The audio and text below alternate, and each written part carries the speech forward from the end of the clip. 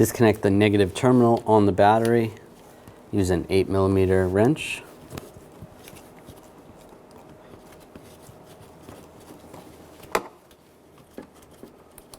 And set that aside. This vehicle has 2 batteries, so make sure you disconnect the other one as well. Underneath the glove box, you may have a cover that needs to be removed. There should be some screws. Most of the time those are 7mm screws, so take those out, and then there should be some over closer to the driver's side. Remove that cover. Disconnect the connector right here. You might need a pick or a small screwdriver. Just pull it out on that tab and slide it down. If you see that your connector looks all corroded like this or it's severely melted, it would be a good idea to replace the resistor as well. Take the new connector and line it up with the old connector. And basically one at a time, grab the wires. This connector's been replaced in the past. Line these 2 up.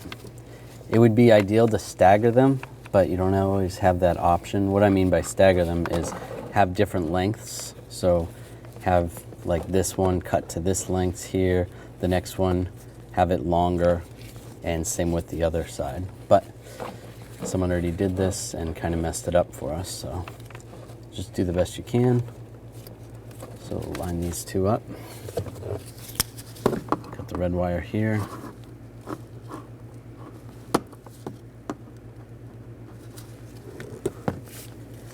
Cut this black wire here. Now we're going to strip the wires. You can use wire strippers like this.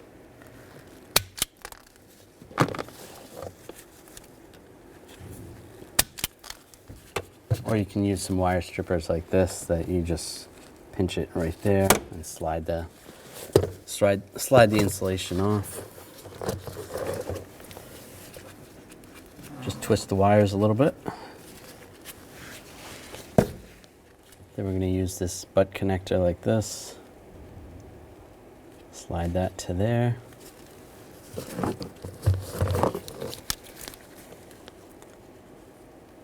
And then crimp it down. You can see with this crimper, it has a yellow crimp. That's for the yellow connectors.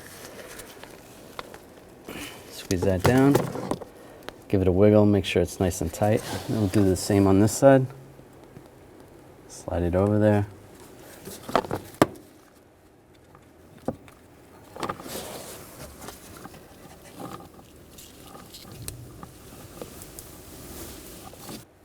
Make sure the wire's all the way in there and crimp it down.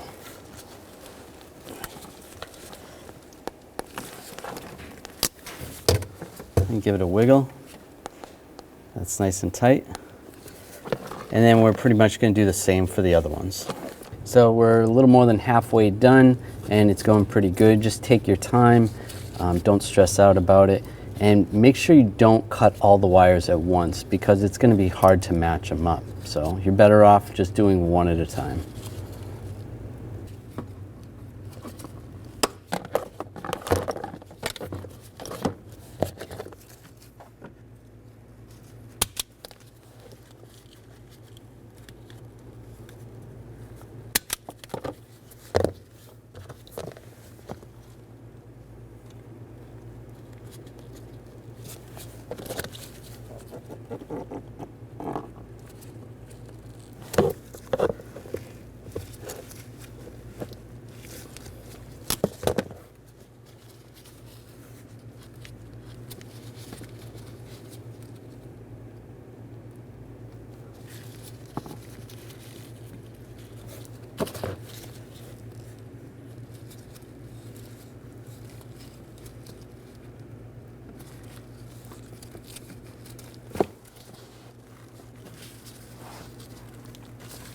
All right, nice and tight.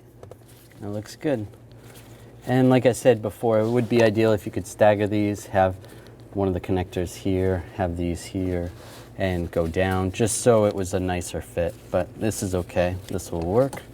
Now we're gonna melt the butt connector. You can use a pretty powerful heat gun if you have one. There's like a shrink wrap around it, or you can use a torch.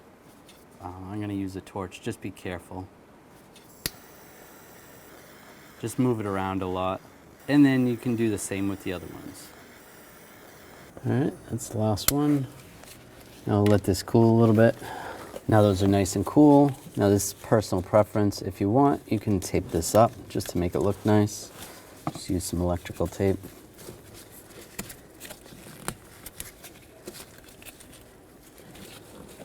And I'll just tape it up to there.